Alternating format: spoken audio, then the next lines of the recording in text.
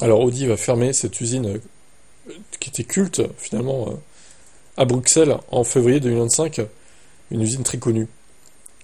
Alors, l'établissement qui abrite la production du Q8 e-tron devient ainsi le premier site de Volkswagen à fermer ses portes en Europe depuis des décennies. Une recherche en interne au sein du même groupe de Volkswagen concernant la production future de voitures ou d'autres utilisations de l'usine est restée infructueuse selon Audi. L'emplacement de l'usine entravé une éventuelle expansion et la logistique interne.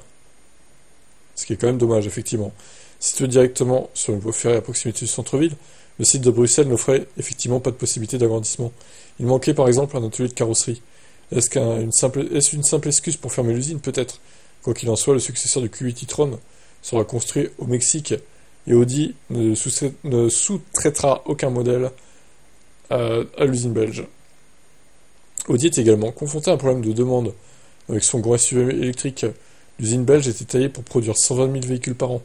La firme n'a pourtant fabriqué que 37 400 exemplaires de Union 3 et seulement 23 900 ont trouvé preneur depuis le début de 2024. Ce n'est évidemment pas suffisant pour permettre à l'usine bruxelloise de s'en sortir. Et pourquoi ils n'ont pas rajouté des modèles dans cette usine au final pour compenser le déficit de ce modèle-là? C'était peut-être pas possible, je sais pas. Le groupe Volkswagen se trouve dans une situation délicate. D'autres sites de production sont également menacés. En tout, 30 000 postes sont menacés, ce qui correspond à 10% de la masse salariale de l'entreprise.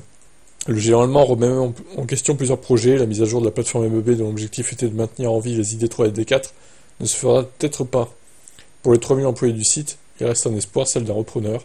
La piste d'un constructeur de véhicules électriques, véhicules utilitaires était avancée. Ok, bon. Bah, c'est dommage pour les emplois, effectivement. C'est ballot. Après, ils ont qu'à faire des efforts sur les prix aussi, ça se vendrait mieux, mais bon, c'est toujours facile à dire. C'est leur décision, en tout cas.